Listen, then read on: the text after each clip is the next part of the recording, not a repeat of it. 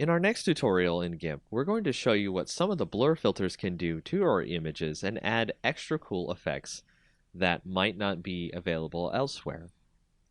We'll start by using our blur, Gaussian blur, motion blur, and Pixelize blur filters, and that way you can see all the neat types of things you can do with your image. As you can see, we started with a bunch of duplicate layers of our original image and renamed them to Blur, Gaussian Blur, Motion Blur, and Pixelize.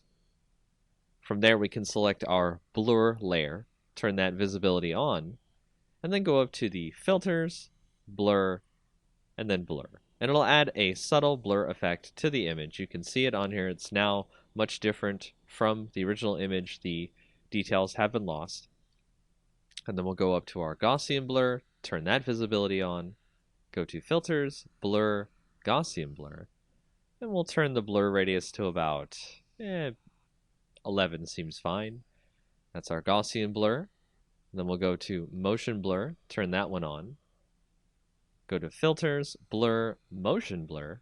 We're going to make it a zoom, maybe about the center of the image here. The length of the zoom we'll put about 28, and it'll take a little bit longer to do this effect if your image is large.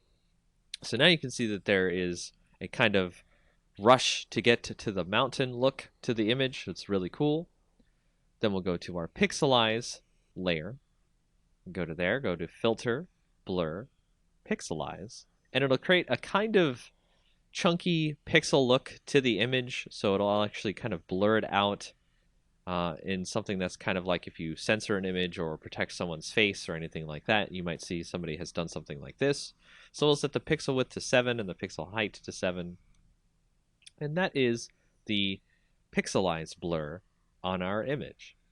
So if we want to go back to regular blur, let's remove all the different visibilities of the other image. And we can change the opacity on this blur so we can change how much of the blur obscures the image, which is okay.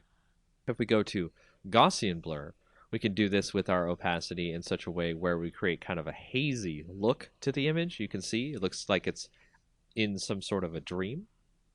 Then to motion blur, if you wanted to change the opacity on there, it creates more of a kind of like ray-like effect coming out from the image itself. So you can dial that in as much as you want or as you like. Then if we go to Pixelize, we can do the same thing where we can turn the opacity up or down on that, but it just changes whether or not the blocks show up. What we can do here is we can select part of the image and we can create kind of a border in the image. And to do that, we've selected a spot in the image. And then you'll want to go to the Pixelize layer, add a layer mask, make it the selection that we've just put onto our layer, but invert the mask because we want a border on the inside and not just the inside of the selection as our pixelized blur.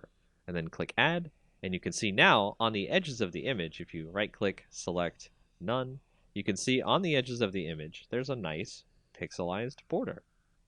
And that's an intro to some of the different blur filters in GIMP.